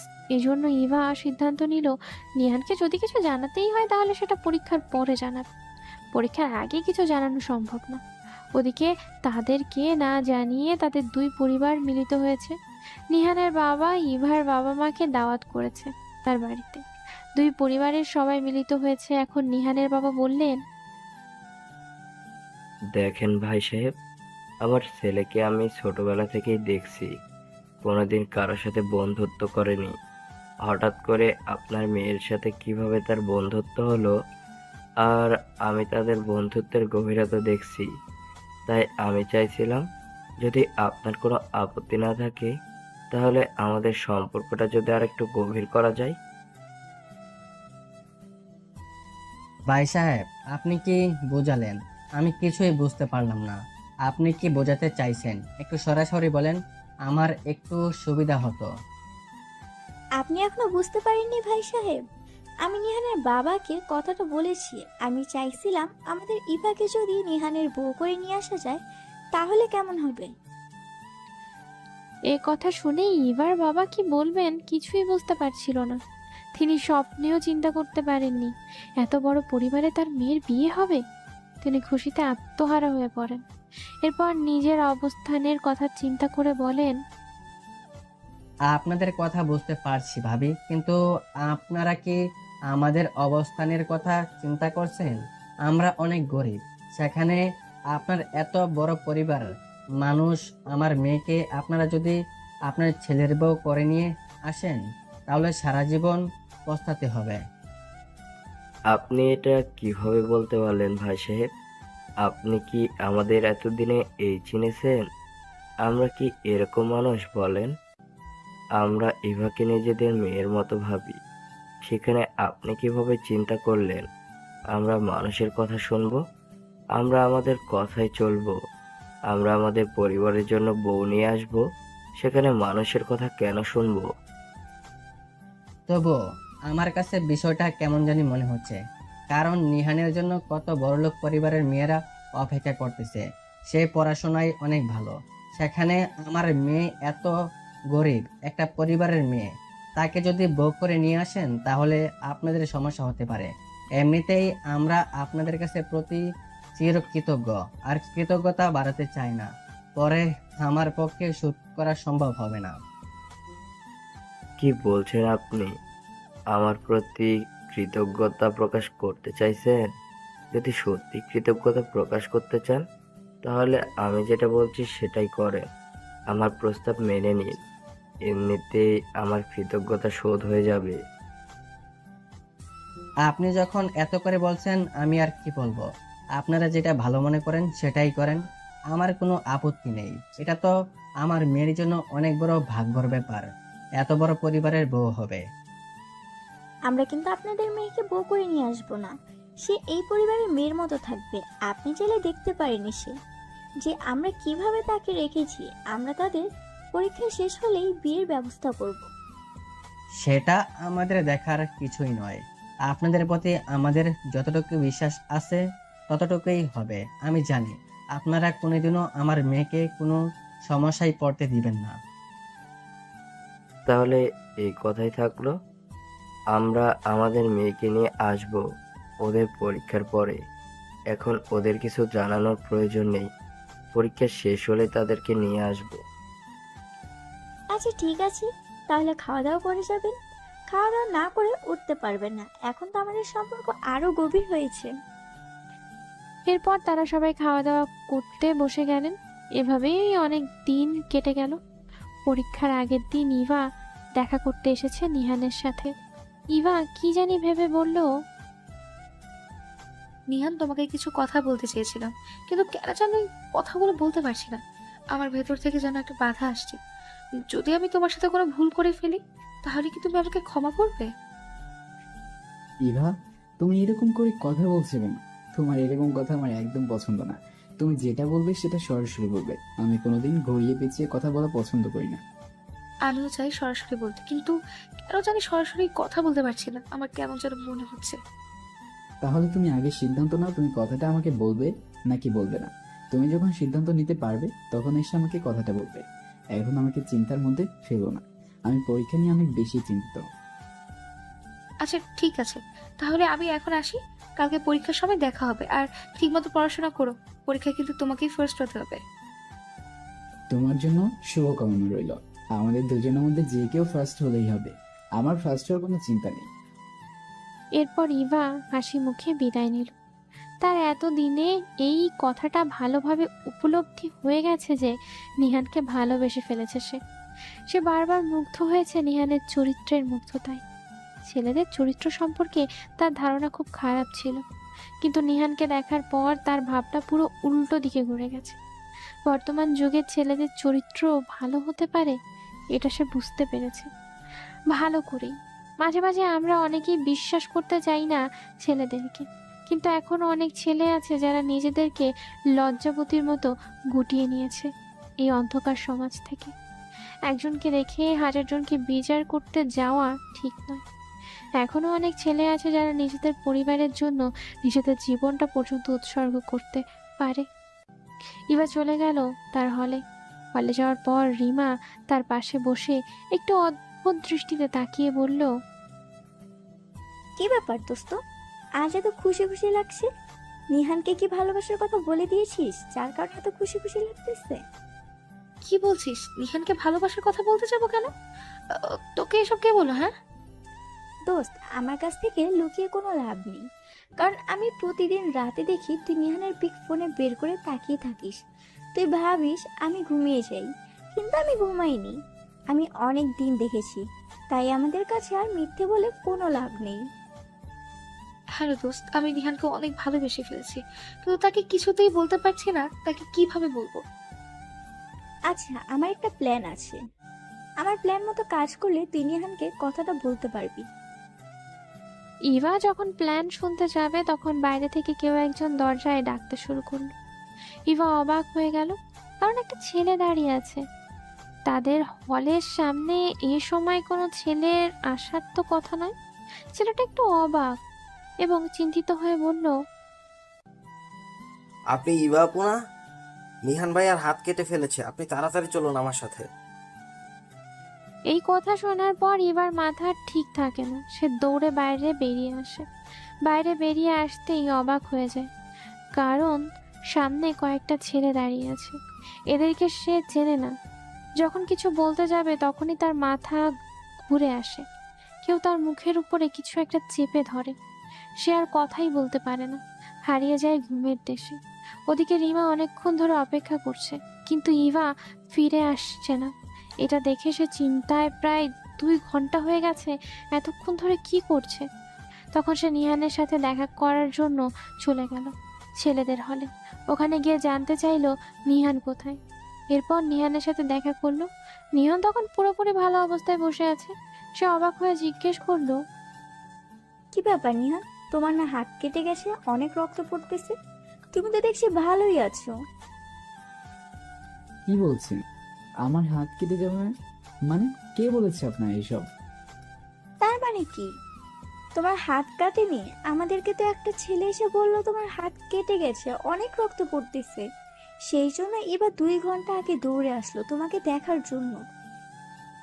এরপর থেকে রুমে তাকে পাওয়া যাচ্ছে না। আমি তাকে না পেয়ে এখানে খুঁজতে খুঁজতে চলে আসলাম। কি সব আজে বাজে কথা বলছেন? আমি কাকে পাঠাবো? আর আমি তো পড়ছিলাম, আমার হাত কাটবে কেন? কি আপনাদের এসব কথা বলেছে? তোমাকে একটা সত্যি কথা বলি নিহান, ইভা তোমাকে অনেক বেশি ভালোবাসে, কিন্তু তোমাকে কিছুই বলতে পারছিল না। যখনই শুনেছে তোমার হাত কেটেছে তখন আর বসে থাকিনি, দৌড়ে বাইরে চলে এসেছে। আমার মনে হয় তার কোনো বিপদ হয়েছে, না হলে এতক্ষণে ফিরে আসার কথা। এই কথা শোনার পর নিহান পাগল হয়ে গেল। সেও ইভাকে অনেক বেশি ভালোবাসে, কিন্তু কিছুতেই বলতে পারছিল না, কারণ তার মনে হচ্ছিল ইভা তাকে খারাপ ভাব। নিহান পাগলের মতো ঘুরতে লাগলো। কাল সকালে যে তার পরীক্ষা, এদিকে তার খেয়ালই নেই। ওদিকে ইভাকে বেঁধে রাখা হয়েছে একটা চেয়ারের সাথে। যখন তার জ্ঞান ফেরে তখন তার সামনের দিকে তাকিয়ে দেখতে পেল আরিয়ান, নিলয়, সাথে আরো কয়েকটা ছেলে দাঁড়িয়ে আছে। এটা দেখার পর সে বুঝতে পারলো তাকে প্ল্যান করে এখানে নিয়ে আসা হয়েছে। তখন সে চিৎকার করে বলল, তাদের কত বড় সাহস, তোরা আমাকে এখানে ধরে নিয়ে এসেছিস, আমাকে মিথ্যে বলে তোরা ফাঁসানোর চেষ্টা করছিস। তোদেরকে আমি ছাড়বো না, একদম শেষ করে ফেলবো। এই, তোরা তো বাড়াবাড়ি কিসের?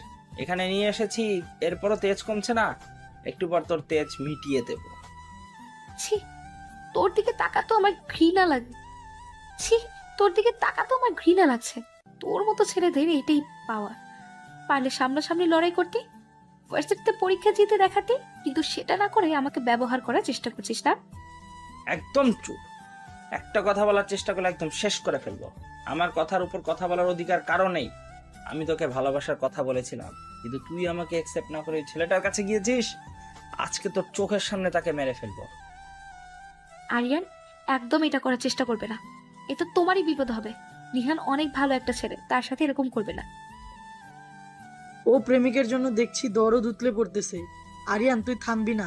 ওই ছেলেটাকে এখানে নিয়ে আসবি, এরপর ওর চোখের সামনে ওর কাছে থেকে সবকিছু কেড়ে নেব, এরপর ওই ছেলেটাকে খুন করব। না আরিয়ান, প্লিজ, আমি তোমার পায়ে ধরে, এরকম কোনো কাজ করবে না। তোমার সাথে আমাদের মারামারি স্বাভাবিক একটা ব্যাপার, তাই এটাকে এত বড় করতে চাও না, প্লিজ। এই হাওয়া বেরিয়ে গেল। আমি তো ভাবছিলাম খেলাটা জমবে, কিন্তু এই মুহূর্তে ক্ষমা চাইলে তো হবে না। আর একটু তেজ দেখাও। এতক্ষণ তো অনেক পাওয়ার দেখাচ্ছিলে, আর একটু পাওয়ার দেখাও। আরিয়ান, স্বাভাবিক একটা ব্যাপারকে তুমি অনেক বড় করতে চাইছো। তোমাকে ভালোবাসি না, তাই তোমাকে একসেপ্ট করছি না। আমি তাকে ভালোবাসি, সেই জন্য তার কাছে গিয়েছি। সবাইকে যে সবার ভালো লাগতে হবে এটা কিন্তু কোনো কথা না। তুমি আমার থেকে অনেক ভালো মেয়ে পাবে। এখন আমাকে ছেড়ে দাও, কালকে আমাদের পরীক্ষা। এখন নিহানকে এখানে নিয়ে আসলে পরীক্ষা দিতে পারবো না। আমি তো এটাই চাই, ও যাতে পরীক্ষা দিতে না পারে। ওর অনেক পাওয়ার বেড়ে গিয়েছিল। একবার পরীক্ষা ফার্স্ট হওয়ার কারণে তোদের দুজনকে আজ আমি জন্মের মতো শিক্ষা দিয়ে দেব। ওদের কারণে আমাকে অপমানিত হতে হয়েছে। হ্যাঁ দোস্ত, ওদেরকে ছাড়বি না। ওদের কারণে আমাদের সবার সামনে অপমানিত হতে হয়েছে। আমরা কোনোদিন কারোর কাছে অপমানিত হইনি, কিন্তু ওদের কারণে হতে হয়েছে। ওদেরকে যতক্ষণ না পর্যন্ত শেষ করছি ততক্ষণ পর্যন্ত আমাদের শান্তি নেই। আরিয়ান, আমি তোমার পায়ে ধরি, এরকম কোনো কাজ করবে না। তোমার কাছে আমি ক্ষমা চাইছি। তুমি আমার সাথে যা ইচ্ছে করো, কিন্তু নিহানের সাথে কিচ্ছু করবে না। ও মা গো মা, প্রেমিকের জন্য এত ভালোবাসা কোথা থেকে আসলো? তাহলে তো প্রেমিককে এখানেই আনতেই হবে। তোমার সাথে কি হয় সেটাও নিজের চোখে দেখবে। আরিয়ান প্লিজ, এরকম করো না। আমি তো বলছি তুমি আমার সাথে যা ইচ্ছে করো, আমার কোনো আপত্তি নেই, কিন্তু প্লিজ নিহানে কোনো ক্ষতি করো না। তার পরিবারের সে একমাত্র ছেলে, অনেক স্বপ্ন দেখেছে তার পরিবার ওকে নিয়ে। এভাবে সব শেষ করে দিও না। চুপ! এখানে কারোর কথা চলবে না, এখানে শুধু আমার কথা চলবে। আমি যখন সিদ্ধান্ত নিয়েছি ওকে আমি শেষ করে ফেলবো, তাই ওকে আমার শেষ করতেই হবে। তাড়াতাড়ি ফোন দেই। আরিয়ান ফোনটা পকেট থেকে বের করে নিহানের নাম্বারে ডায়াল করল। ওদিকে নিহান পাগলের মতো খুঁজছিল চারদিকে, কথা বলতে পারছিল না সে। সবাই ব্যস্ত ইভাকে খুঁজতে। কালকে যে নিহানের ফাইনাল পরীক্ষা সেটা তার মাথায় নেই। এখন যে করেই হোক ইভাকে খুঁজে বের করতে হবে। এর মধ্যে ভার্সিটির সবাই বিষয়টা জেনে গেছে। সবাই এই ব্যাপারটা নিয়ে চিন্তায় আছে। কালকে পরীক্ষা, তাও আবার ফাইনাল এক্সাম, এই সময় এত বড় একটা বিপদ হবে এটা কেউ ভাবতেও পারেনি। সবার চিন্তিত। শিক্ষকদের মাথায়ও হাত উঠেছে। এত ভালো একটা মেয়ে কোথায় হারিয়ে গেল? রফিক স্যার ভুল করে তার পরিবারের কাছে এটা জানিয়ে দিলেন। তারা পাগলের মতো খুঁজতে শুরু করলেন। নিহানের কাছে বারবার কল করছিলেন। হঠাৎ করে অপরিচিত নাম্বার থেকে কল আসলো। নিহান তখন রিসিভ করতেই ওপাশ থেকে আরিয়ান বলে উঠল, কি ব্যাপার মিস্টার? নিজের ভালোবাসা মানুষকে খুঁজছো তাই না? সে এখনো আমাদের আন্ডারে, তাই তাকে যদি বাঁচাতে চাও তাহলে 1 ঘন্টার ভিতরে আমাদের দেওয়া ঠিকানায় চলে আসো। যদি একটু চালাকি করার চেষ্টা করো তাহলে সব শেষ করে দেব। আরিয়ান, তুমি তার মানে এসব করেছো? আমি ভাবতেও পারছি না তুমি এতটা জঘন্য। আমি ভাবতাম তুমি শুধু আমার সাথে এমনি এমনি মারামারি করছো, কিন্তু তুমি তাকে কিডন্যাপ করে নিয়ে গেছো। তাও আবার এমন একটা দিনে। তোমাকে আমি ছাড়বো না। এতদিন আমার ভালো রূপ দেখেছো, আজ আমার খারাপ রূপ দেখবে। চুপ! একদম কথা না। আমি যেটা বলছি সেটাই হবে। যদি 1 ঘন্টার ভিতরে যদি এখানে না আসিস তাহলে একদম শেষ করে ফেলবো। ঠিক আছে, আমি আসছি। তুমি ইভার কোনো ক্ষতি করবে না। আমি আসছি। আমি আসার পর তোমার সাথে কথা বলছি। তোমার যা ইচ্ছে আমার সাথে করবে। আমার সাথে তোমার কোনো শত্রুতা, তুমি তার সাথে কোনো এরকম করবে। আরিয়ান তখন হাসতে হাসতে ফোনটা রেখে দিল। নিহান ঠিকানা পেয়ে পাগলের মতো সেখানে যেতে শুরু করলো। তখন তার মাথায় হঠাৎ করে আসলো, সেখানে যাওয়ার পর তো সে অসহায় হয়ে পড়বে, তাকে সাহায্য করার মতো কেউ থাকবে না। তখন সে কিভাবে কি করবে? এর মধ্যে তার বাবা মা সবাই চলে আসলেন তার সাথে দেখা করার জন্য।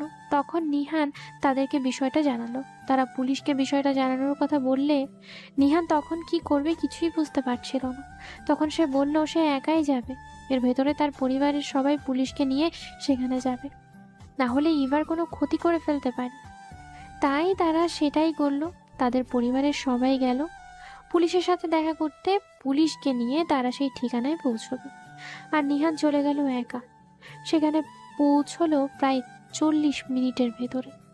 প্রবেশ করা মাত্রই তার হাত পা বেঁধে ফেলা হলো। ইভা তখন কান্না করছে এটা দেখে।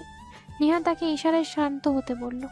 আরিয়ান তখন বলতে শুরু করলো, তোর কারণে আমাকে পুরো ভার্সিটির সামনে অপমানিত হতে হয়েছে। তোকে আমি ছাড়বো না। আজকে তোর সামনে তোর প্রেমিকাকে আমি ধর্ষণ করব, এরপর তোকে আমি মারবো। দেখি এখন তুই আমাকে কিভাবে থামাতে পারিস। আরিয়ান প্লিজ এরকম করো না। তোমার সাথে আমার শত্রুতা, তুমি তার সাথে যা ইচ্ছে করো না, কিন্তু আমার সাথে করো। তুমি তার সাথে কেন এরকমটা করবে? তোমার বাড়িতে কি বোন নেই? তুমি আরেকটা মেয়ের জীবন নষ্ট করার কথা ভাবছো কি করে? না আরিয়ান, তুমি আমার সাথে যা ইচ্ছে তা করো, কিন্তু নিহানে কিচ্ছু করবে না। আমি তোমাকে ইগনোর করেছি, তোমাকে অবহেলা করেছি, আমার কারণে তোমাকে অপমানিত হতে হয়েছে। তুমি আমার যা ক্ষতি করার করো, কিন্তু তার কোনো ক্ষতি করবে না, কারণ আমি তাকে আমার জীবনের চেয়েও বেশি ভালোবাসি। আমার জীবন দিয়ে দিব, কিন্তু তার কোনো ক্ষতি হতে দিব না আমি। আরিয়ান তখন উচ্চস্বরে হাসতে শুরু করলো। এটা দেখে তারা দুজনেই অনেক বেশি ভয় পেয়ে গেল। অপ্রকাশিত ভালোবাসা আজ প্রকাশ হয়ে গেল, কিন্তু এমন একটা পরিস্থিতিতে প্রকাশ হলো যখন দুজন দুজনের কাছে থেকেও অনেক দূরে। আরিয়ান তখন হাসতে হাসতে বলল, আচ্ছা বলতো আমি কি করব, কাকে আগে মারবো? দুজনেই বলছি দুজনকে মেরে ফেলার জন্য। এত ভালোবাসা কোথা থেকে আসলো? আমার চোখের সামনে প্রেম প্রীতি করে বেড়াবি আর আমি কিছুই করব না। এটা কিভাবে ভাবলি? আমি এই সুযোগের অপেক্ষায় ছিলাম। এমন একদিন ধরে নিয়ে এসেছি যেদিন তোদের চারদিক থেকে বিপদ আসবে। আরিয়া, আমি তোমাকে সতর্ক করে দিচ্ছি, তুমি ইভার কোনো ক্ষতি করবে না। তুমি যা ক্ষতি করো আমার করো, কিন্তু ইভার কোনো ক্ষতি করবে না। এই তুই তো ভার্সিটিতে সব থেকে বোকা ছিলি, তুই এত চালাক কিভাবে হলি? আচ্ছা ঠিক আছে, তোর স্বপ্ন পূরণ করব, তোকেই আগে মারবো। না আরিয়ান, আমি তোমার পায়ে ধরে, এরকম করো না। তুমি আমাকে মেরে ফেলো, এরপরে তুমি তার কোনো ক্ষতি করো না। আমি কি করব এখন বলো? তোদের দুজনের মধ্যে কাকে মারবো সেটা বল। আমি বলছি তো, আমাকে মেরে ফেলো, আমার কোনো দুঃখ নেই, কিন্তু তুমি তাকে ছেড়ে দাও। একটা মেয়ের জীবন নষ্ট করা অনেক বড় একটা পাপ। তুমি আমাকে মেরে ফেলো, আমার কোনো আপত্তি নেই। আচ্ছা ঠিক আছে, তাহলে আমি টস করি, তোদের দুজনের মধ্যে কাকে আগে মারবো। টস তো আমরা তোকে করব। কিডন্যাপ করে আবার টস করা হচ্ছে। আরিয়ান পেছনে ফিরে পুলিশকে দেখে চমকে গেল আর চারদিকে তাকাতে শুরু করলো। পুরো বাড়িটা পুলিশে ঘিরে ফেলেছে। আরিয়ান তখন নিহানের দিকে তাকিয়ে বলল, তোর কত বড় সাহস! আমি বলেছিলাম এক আসার জন্য, কিন্তু তুই আমার সাথে চালাকি করেছিস। বলেই আরিয়ান গুলি করলো নিহানের দিকে। ইভা চিৎকার দিয়ে চোখ বন্ধ করে নিল। কলিজার ভেতর পর্যন্ত কেঁপে উঠল। সে চোখ মেরে তাকাতে ভয় পাচ্ছিল। তখন আরিয়ানের চিৎকার শুনে সে সাহস করে চোখ মেরে তাকালো। চোখ মেরে তাকিয়ে সে অবাক হয়ে গেল, কারণ নিহান স্বাভাবিক অবস্থায় আছে। তার মানে কি হয়েছে? সে তাকাতেই দেখতে পেল আরিয়ানের পায়ে হাত দিয়ে সে বসে আছে, কারণ নিহানকে গুলি করার আগেই পুলিশ তার পায়ে গুলি করে দিয়েছে। নিহান এবং ইভাকে নিয়ে আসা হলো। আরিয়ান বারবার চিৎকার দিচ্ছে তাকে ছেড়ে দেওয়ার জন্য, কিন্তু পুলিশ তাকে টেনে হিচড়ে নিয়ে গেল। নিহান কারোর সাথে কোনো কথা না বলে দৌড়ে গাড়িতে উঠল এবং একাই বের হয়ে আসলো। তার এরকম কাণ্ডে সবাই বেশ অবাক হলেও ইভা হেসে বলল, বিদ্যাসাগরের জ্ঞান ভাণ্ডার পরিপূর্ণ করতে হবে, সময় আর বেশি নেই। তার কথায় সবাই বুঝতে পারলো, কারণ তখন অল্প অল্প ভোরের আলোয় চারপাশে ফুটতে শুরু করেছে। নিহানের বাবা নিজে এসে ইভাকে পৌঁছে দিয়ে গেলেন। ইভার আজ ইচ্ছে করছে সবকিছু বাদ দিয়ে নিহানের বুকে ঠিকানা খুঁজে নিতে, কিন্তু নিহান ব্যস্ত পরীক্ষা নিয়ে। পরীক্ষার হলে নিহানকে দেখে ভার্সিটির সবাই যেন আকাশ থেকে পড়লো। সবাই নিহানকে জিজ্ঞেস করতে শুরু করলো। নিহান তখন হাসি মুখে সবার প্রশ্নের উত্তর দিল। এভাবে দেখতে দেখতে তাদের পরীক্ষাটা শেষ হয়ে যায়। নিহান এবং ইভা বাসায়ও চলে আসে। বাসায় আসার পর তাদের খুনসুটি, মান অভিমান আর দুষ্টুমি ঝগড়া এভাবেই চলতে থাকে। দেখতে দেখতে আরো 3 মাস কেটে যায়। তাদের পরিবারের কথা ছিল এবং ইভার ইচ্ছে ছিল পরীক্ষার পর তাদের বিয়ে দেওয়া হবে, কিন্তু নিহান কিছুতেই বিয়ে করতে চাইছিল না। সে নিজের পায়ে দাঁড়াতে চায়। সে চাইছিল রেজাল্ট বের হওয়ার পর যতদিন চাকরি না পাবে ততদিন বিয়ে করবে না, এবং সেটাই করেছে। 3 মাস পর নিহান একটা বড় সরকারি কোম্পানিতে চাকরি পেল। সে ইঞ্জিনিয়ার হিসেবে জয়েন করেছে কোম্পানিটিতে। সেই কারণে আজকে তাদের বিয়ে। ইভার এতদিনের স্বপ্ন পূরণ হতে চলেছে। সে অনেক বেশি খুশি ছিল। ভালোভাবেই বিয়ে সম্পন্ন হয়। নিহান বাসর ঘরে প্রবেশ করে। তখন ইভা তার দিকে তাকিয়ে অভিমানী কণ্ঠে বলে, তোমার সাথে আমার কোনো কথা নেই, তুমি আমার সাথে কোনো কথা বলবে না। এতদিন আমাকে অপেক্ষা করিয়েছো, আমি বলেছি তুমি আমাকে বিয়ে করো, কিন্তু তুমি 1 দিন 2 দিন বলে 3 মাস আমাকে অপেক্ষা করিয়েছো। সরি বোন, কান ধরছি। আর কোনোদিন এরকম কোনো কাজ করব না। এরপর থেকে যা করব তাড়াতাড়ি করে ধরবো। এর মানে কি? তুমি কি আবার আরেকবার বিয়ে করার কথা ভাবছো নাকি নিহার? আরে বাবা, আমি সেটা কখন বললাম? আমি বললাম আগামীতে যে কাজ করব সেই কাজ তাড়াতাড়ি করে ফেলবো। এখন রাগ করো না প্লিজ। সাথে কি আমি তোমাকে বোকা বলি? তুমি সত্যি আসলে একটা বোকা। না হলে কেউ এরকম কথা বলে বাসরাতে এসেছো? কোথায় আমার অভিমান ভাঙাবে তা না, তুমি আমার সাথে এরকম আজে বাজে কথা বলছো। নিহান তখন কোনো কথা না বলে ইভাকে টেনে নিয়ে গেল বারান্দায়। বারান্দায় যেতেই ইভার অবাক হয়ে গেল, কারণ অনেক সুন্দর করে সাজানো চারদিকে। রং বেরঙের লাইটের ছড়াছড়ি, অনেক সুন্দর করে চারদিকটা ফুল দিয়ে সাজানো, মাঝখানে একটা কেক রাখা। নিহান তখন একটা আংটি পকেট থেকে বের করে ইভার সামনে হাঁটু গেড়ে বসে বলল, ইভা, আমি জানি না তুমি কিভাবে আমার জীবনে এসেছিলে। হঠাৎ করে তোমার আমার দেখা, সেখান থেকে আমাদের সম্পর্ক। তবে এই সম্পর্ক আমাকে এতটা আকৃষ্ট করে ফেলবে এটা আমি কোনোদিন কল্পনা করতে পারিনি। তবে তোমার মাঝে আমার সবকিছু দেখতে পেয়েছি, তাই তোমাকে নিয়ে আমি আমার স্বপ্ন সাজাতে চাই।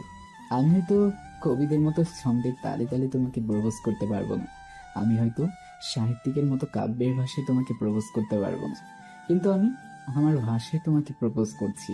তোমাকে মনে পড়ে না এমন কোনো মুহূর্ত নেই যেদিন প্রথম জেনেছিলাম তুমি আমাকে ভালোবাসো। আমি নির্বাক হয়ে তোমার মুখের দিকে তাকিয়েছিলাম। তুমি জানো না কি প্রচন্ড কান্না পাচ্ছিল। ইচ্ছে করছিল দৌড়ে এতটা দূরে চলে যায় যেখান থেকে আমার কান্নার শব্দ তুমি শুনবে না। যদিও সে কান্না ছিল আমার সুখে। এমন কান্না আমি সারা জীবন কাঁদতে চাই। হবে কি আমার জীবন মরণের সাথে। ইভা তখন নিহানকে শক্ত করে জড়িয়ে ধরে বলে, আমি কি কোনো কবি সাহিত্যিককে জীবনে চেয়েছি? আমি তো এই বোকা ছেলেটাকেই জীবনে চেয়েছি, যাকে আমি আমার মতো চালাতে পারবো, যার প্রতিটা কাজে থাকবো। সরলতা, তোমাকে নিয়ে আমার সারা জীবন কাটাতে চাই। আমি তোমাকে অনেক বেশি ভালোবাসি নিহান। তুমি জানো না কতটা ভালোবাসি তোমাকে।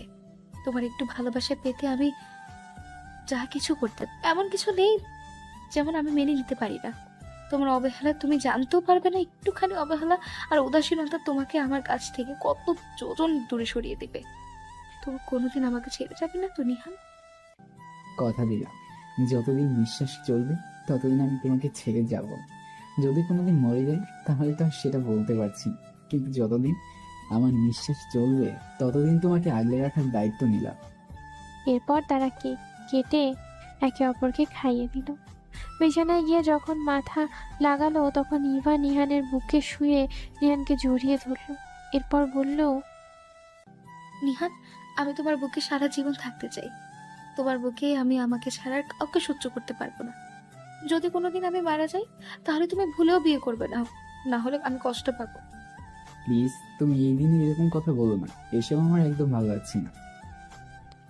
ইভা তখন নিহানের কপালে নিজের ভালোবাসার পরশ এঁকে দিয়ে বলল, নিহান, আমি মা ডাক শুনতে চাই। দেবে কি আমাকে মাতৃত্বের স্বাদ? সারা বাড়ি আমার ছোট্ট সোনামণি হেসে খেলে বেড়াবে, সেই মুহূর্তে আমি অনুভব করতে চাই। ইভা, তুমি না বললে চাকরি করবে, তাহলে বাবু নিতে চাইছো কেন? চুপ, একদম চুপ। আমার শাশুড়ি আম্মু যদি এবিবিএস পাশ করেও ডাক্তারি না করে সংসার করছেন, সেখানে আমি ইঞ্জিনিয়ারিং পড়ে কেন চাকরি করবো? হ্যাঁ, তুমি কি আমাকে ইনকাম করে খাওয়াতে পারবে না? ইভা, এটা যদি তোমার মনের কথা হয় তাহলে পৃথিবীতে আমার চেয়ে সুখী আর কেউই হবে না। আর যদি তুমি আম্মুকে দেখে নিজের অনিচ্ছাকৃতভাবে এই সিদ্ধান্ত নাও তাহলে বাদ দিয়ে দাও, কারণ আব্বু বারবার বলেছে তাকে চাকরি করার জন্য, কিন্তু আম্মু নিজে ইচ্ছে সবকিছু ছেড়ে দিয়েছে। নিহান, তুমি কি আমার কথা বুঝতে পারছো না? আমি মন থেকে বলছি কথাটা। নিহান শক্ত করে ইভাকে জড়িয়ে ধরল, ভালোবাসার গভীর থেকে গভীরে। তাদের ভালোবাসা এভাবেই চলতে থাকুক। আসলে মানুষের বাহির দেখে ভেতর নির্ধারণ করাটা বোকামি ছাড়া আর কিছুই না।